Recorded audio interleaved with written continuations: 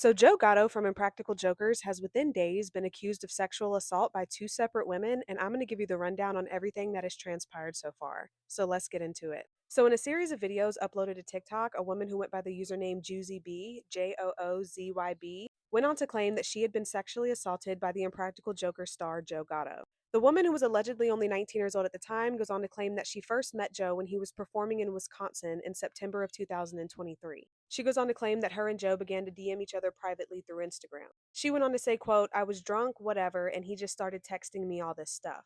And it was like starting to get a little weird, you know? She also went on to share multiple screenshots that were alleged messages between her and Joe. She eventually went on to allege that Joe had ultimately invited her back to his hotel room where some, quote, stuff happened. She went on to say, quote, "I've been wanting to tell people this for so long. I've tried in different ways, but it's hard with someone this big. I've come to the realization that if I do say something, I'm really saying something." The woman would go on to upload a picture to TikTok where she captioned it, "Yes, he did sexually assault me. Yes, he had just gotten back together with his wife. I'm sorry you guys don't want to hear it, but dot dot dot." Joe would go on to respond to these allegations through a statement to Fox News Digital, and that statement would say, quote, "I have used poor judgment and as a result have violated the trust of the people I love most. But anyone that knows me knows full well that I wouldn't assault anyone. Working on myself is an ongoing process, and I am now going to take some time away from the public eye to focus my energies where I need to."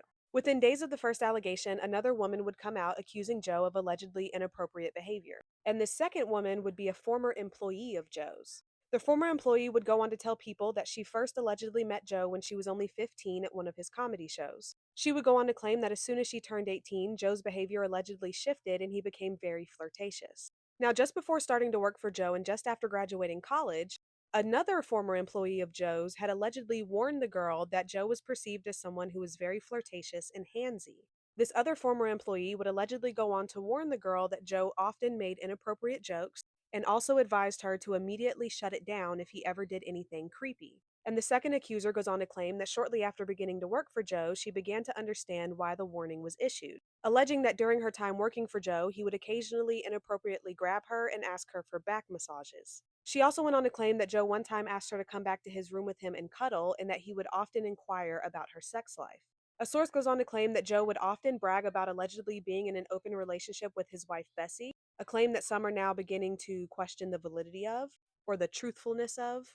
And the second accuser would also go on to claim that Joe would allegedly privately respond to her social media posts telling her that she was hot, and allegedly would begin to act possessive over her and get jealous whenever she would post pictures of her actual boyfriend. She goes on to claim that when she would reject Joe's alleged advances or refuse to flirt back with him, he would allegedly be rude to her the next day at work. She goes on to claim that she felt as though she always had to work to keep him at ease in fear of losing her job.